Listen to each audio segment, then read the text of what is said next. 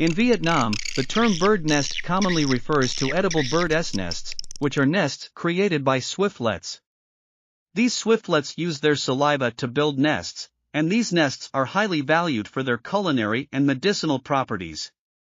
Edible bird nests are a delicacy in Vietnamese cuisine and are often used to make bird nest soup, a popular and luxurious dish.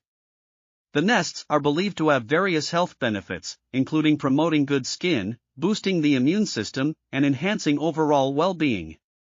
The nests are rich in nutrients and are particularly prized for their collagen content.